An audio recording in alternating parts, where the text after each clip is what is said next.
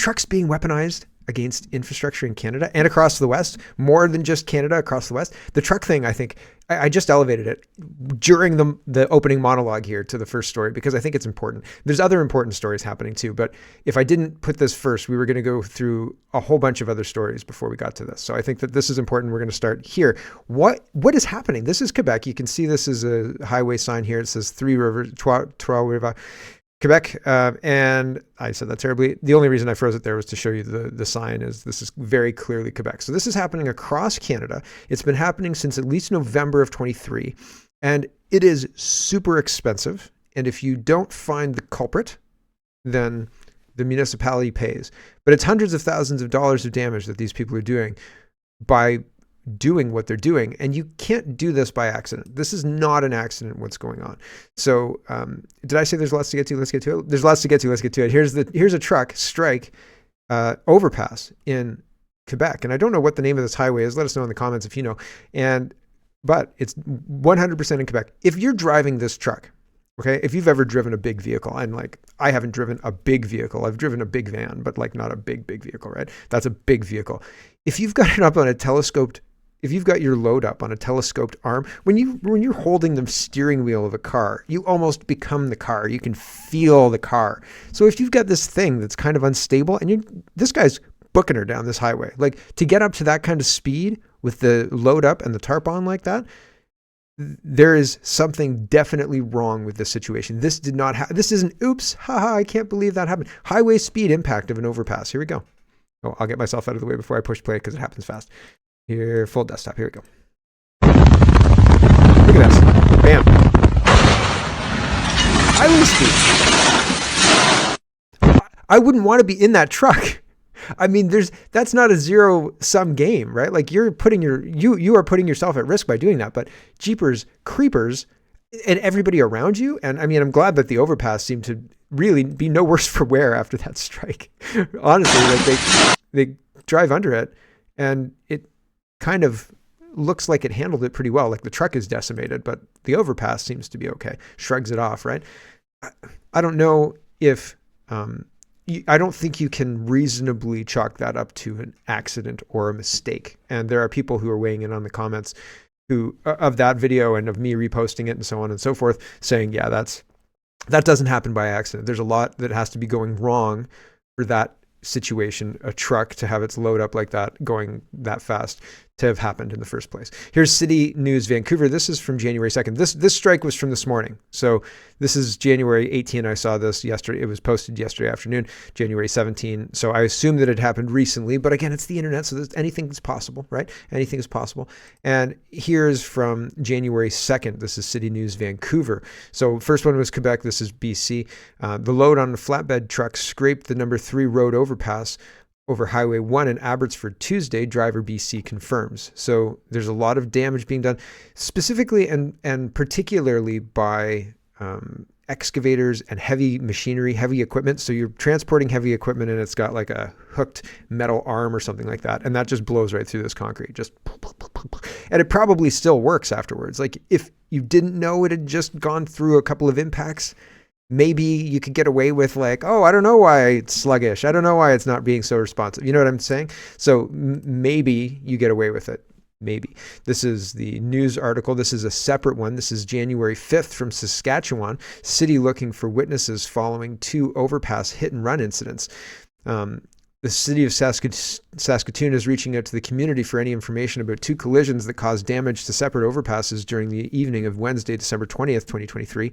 The first collision happened at around 6:15 p.m. A southbound truck on Idlewind Drive was hauling a large excavator exceeding height restrictions when the excavator hit and damaged the girdles underneath the 51st Street overpass. The second hit and run incident happened less than an hour later. At around 7 p.m., the Cloverleaf overpass for Circle Drive above Highway 11 was also hit by a northbound vehicle exceeding height restrictions. This collision exposed reinforcing steel and concrete and caused the rocky debris to fall, damaging an adjacent vehicle. As noted, the driver responsible for the damage did not remain at the scene. The city engineers have inspected both overpasses, which are safe and remain open to traffic. Damage estimates are not immediately available. However, repairs are expected to be in the hundreds of thousands of dollars.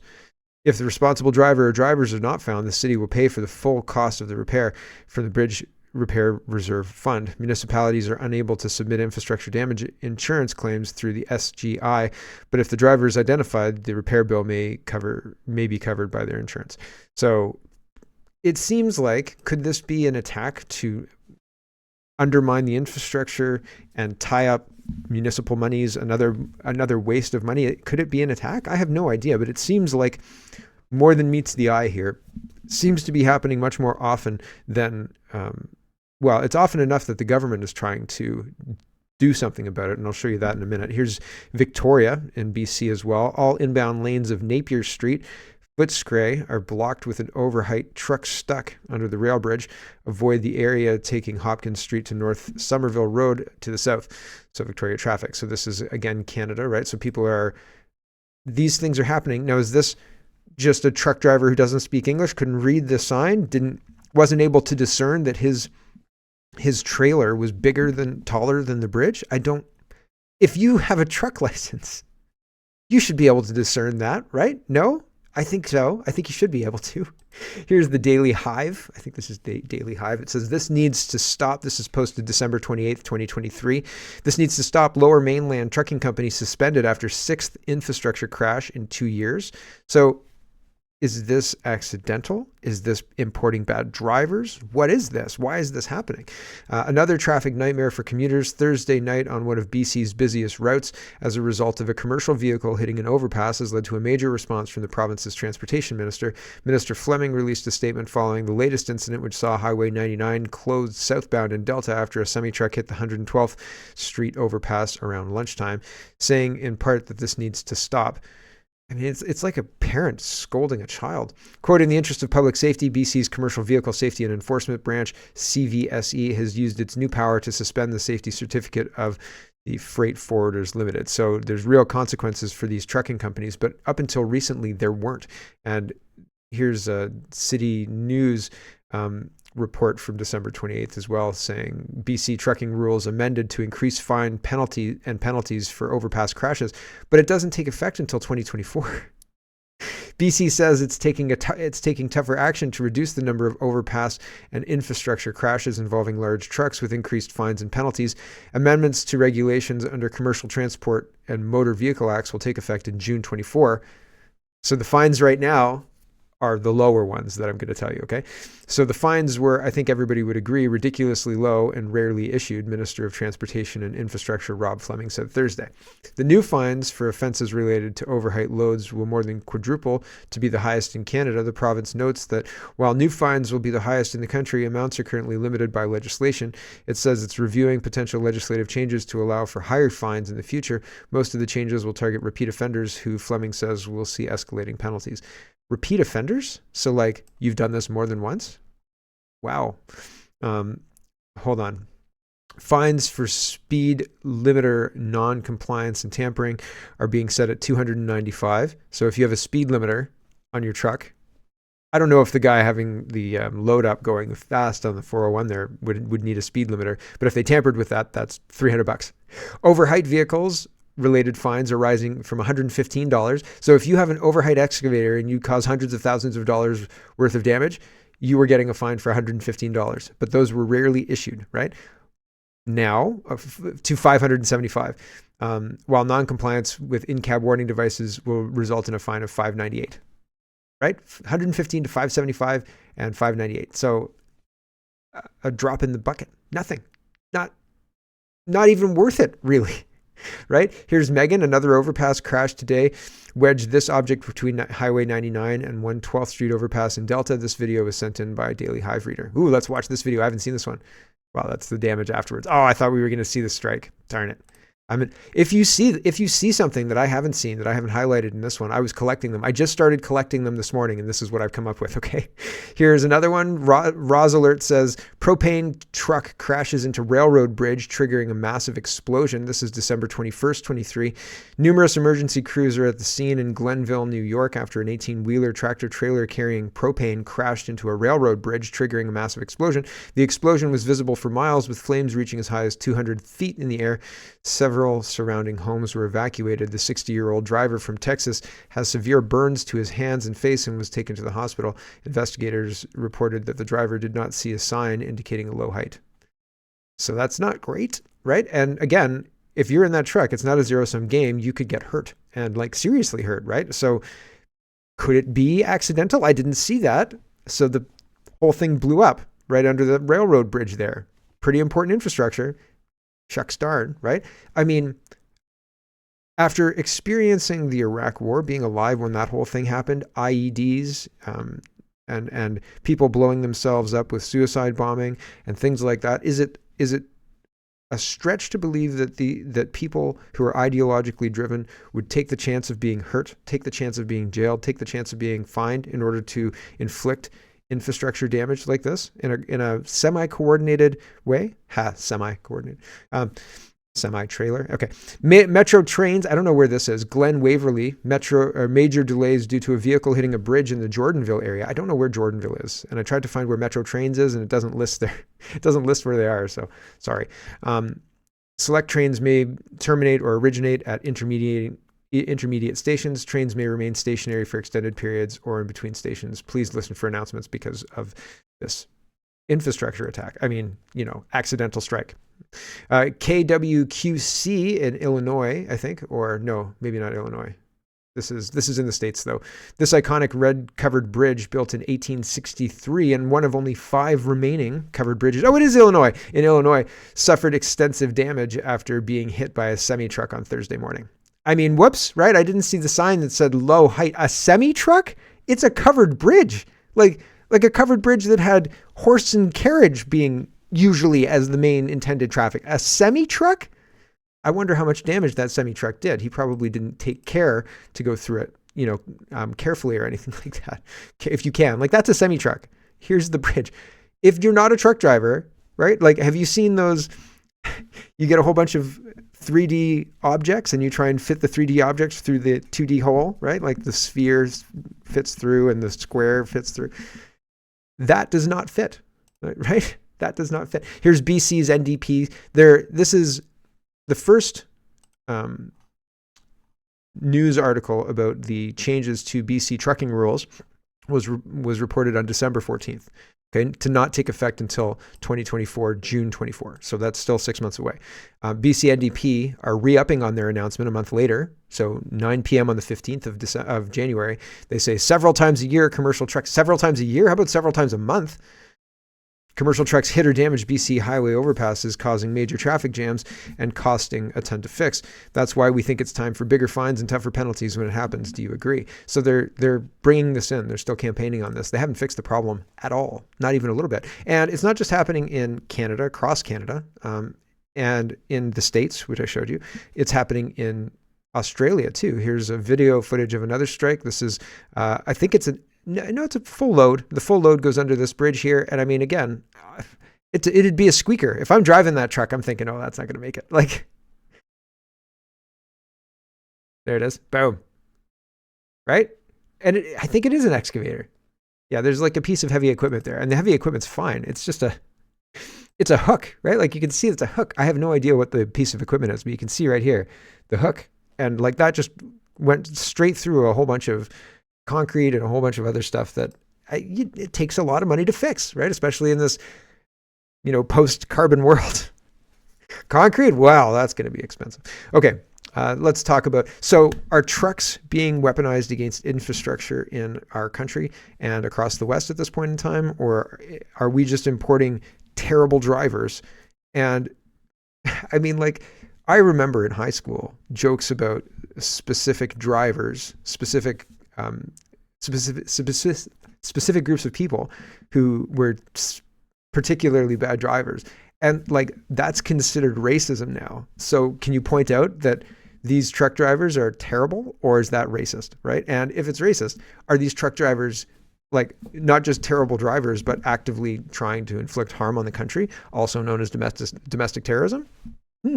Maybe, could be, right? And the question bears asking. And fines, like, if you do this kind of thing, if you're destroying infrastructure repeatedly because they have repeat offenders there, then maybe people should be looking into that. Like, is there anybody tracking this kind of stuff? Is there a place I can go to find out how much infrastructure money has been spent on bridge repairs due to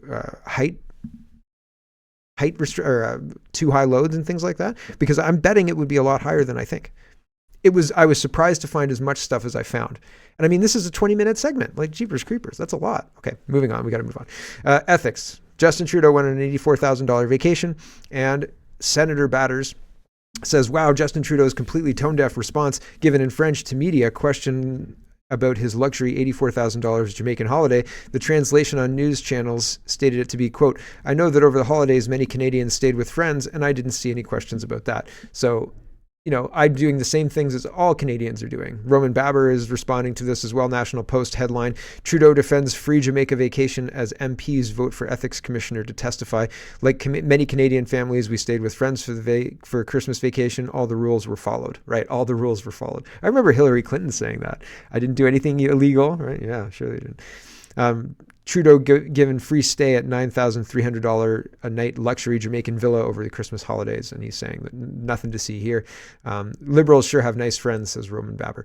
And Michael Barrett says he's out of touch. Oh, man. Everybody loves the best phrase in Canadian politics. They're out of touch because they want to be out of touch. They're out of touch because that's an easy excuse to explain away their irrational behavior. Because if you were politicians who cared about being reelected, you'd have to respond to the outrage that is happening in like every file: housing, cost of living, immigration. But they don't. They don't do anything. I mean, they're saying, oh, we're going to fix it with fixing the students. And that's supposed to be throwing you a bone. But they don't fix anything. And they're not planning on fixing anything. Anything they roll out to fix it will cause more problems, because that's the pattern that we've seen. Anyway, Michael Barrett says, out of touch. The Prime Minister who lied to Canadians about paying for an $84,000 vacation say it's the same experience many Canadian families had this Christmas. An $84,000 vacation. I mean, you probably have a butler with an $84,000 vacation, right? Many Canadian families lined up at the food banks and turned down the thermostat thanks to the policies of this same Prime Minister. So he's not interested in taking responsibility, but he never is. And here's the NDP. No is reporting NDP MP Daniel Blakey today in Ethics Committee argues against a motion for the government and PMO to submit documents on Trudeau's Jamaica trip. He says that it's already evident that the PMO is doing a bad job, so no need to reveal internal documents as it could undermine confidence in the PMO. So, yeah, you don't want to undermine confidence in the PMO, right? Here's 30 seconds of an invalid argument if you ask me, but hey, he's the elected official. Here we go. But we can already see that the Prime Minister's office is doing a bad job of being accountable to Canadians. We can already see that the Prime Minister's office has given inconsistent answers. We don't need to see the emails and potentially undermine the confidence that members have in the office in order to be able to establish that. That's established.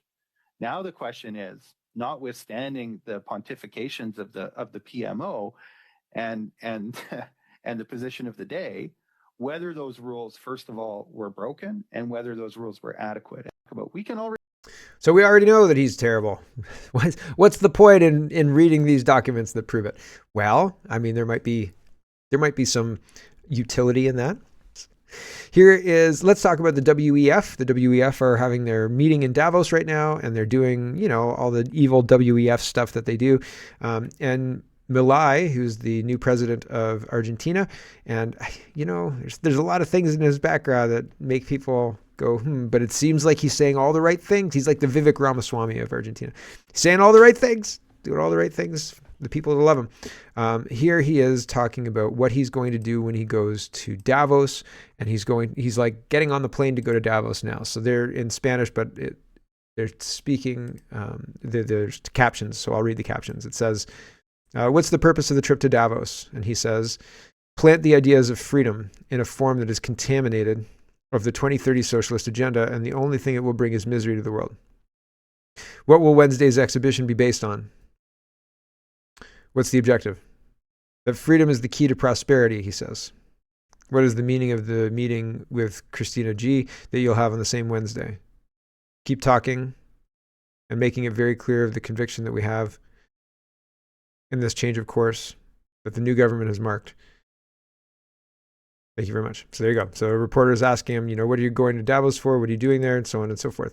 Here is Maxime Bernier, and he's quoting, well, I've got a little short clip of Malai here. I think this is it. So we'll start with this, and then I'll show you. You can look at the longer clips. This is a 23-minute, the full speech, and this is a 23-minute full speech, and there's people responding to it. But this is just the first minute where he is saying, laying it out. Here we go.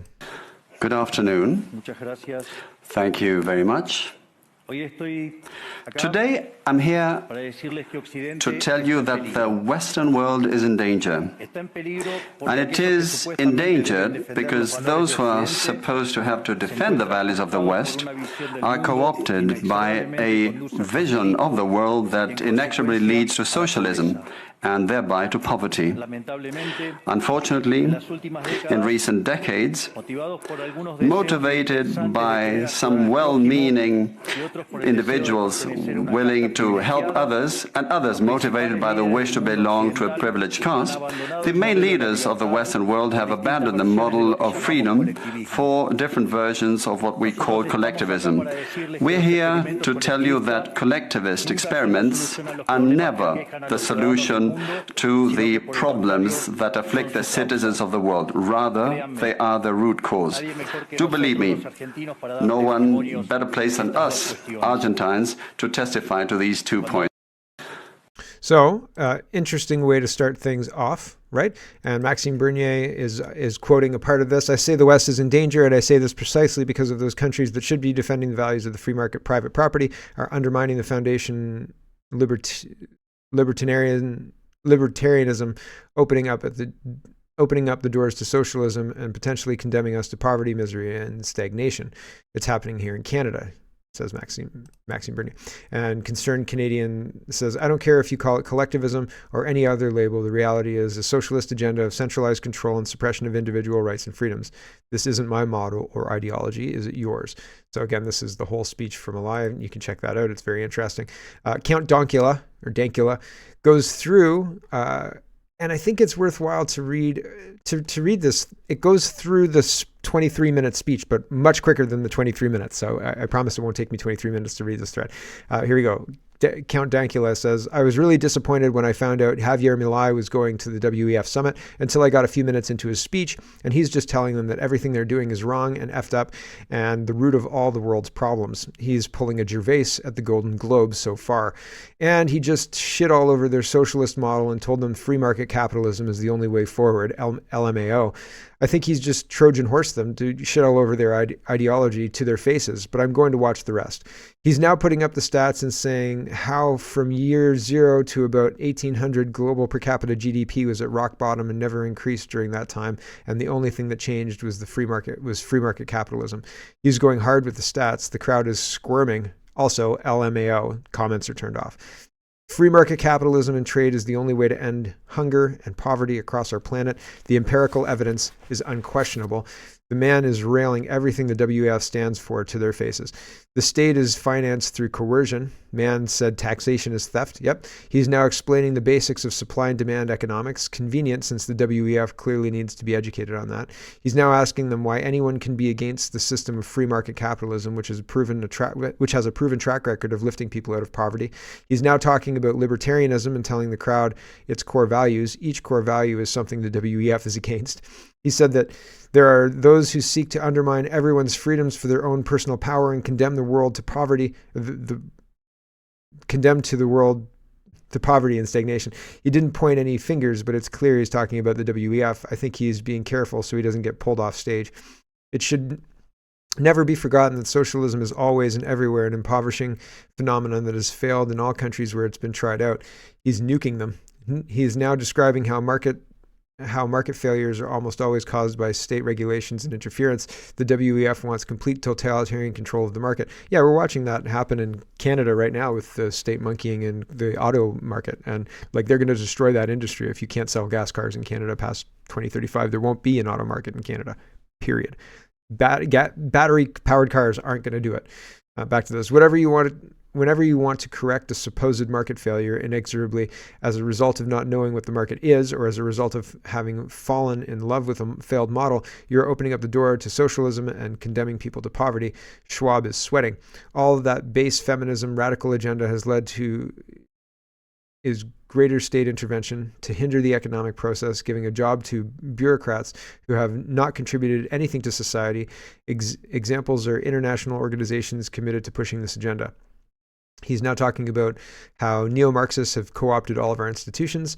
His closing statement: do not be intimidated either by the political class or by parasites who live off the state. Do not surrender to a political class that only wants to stay in power and retain its privileges. Justin Trudeau. Do not surrender to the advance of the state. The state is not the solution. The state is the problem itself. So there you go. Speech finished. And check it out if you're interested. Sounds like there's lots of nuggets. I got 15 minutes in, and then all heck broke loose. And, you know, people came home and things happened, and I was moving around and doing stuff, and I couldn't listen to the rest of the speech. So I'll listen to it today later on. But yeah, super interesting. And I saw that I had a breakdown to read as well. And I read the Dankula one yesterday. So that was interesting as well.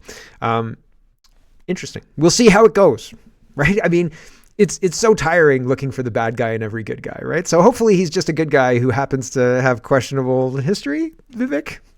Fingers crossed. Andrew Lawton says Canadian Deputy Prime Minister Chrystia Freeland was added to the speaking agenda for this year's World Economic Forum annual meeting in Davos. So yay! Somebody says, how did she get there, right? Does anyone know the mode of transportation Freeland took to Davos? And there was somebody who said, obviously her broom. So I thought that was great. Good job. It was like a broomstick. They were like, obviously. Anyway, solid joke there. Because, you know, Christina Freeland, the older she gets, the more witchy she looks. Ivor coming. Hello, everyone. Thanks very much for watching. This is just a short version of a longer show. If you'd like to get the whole show, you can go over to CanadaPoly.com and sign up for a subscription. Just look in the drop-down tab for Shop and Donate and look for subscriptions, and you'll get immediate access to the full show. Love to see you. Thanks for watching, everybody. Have a wonderful, wonderful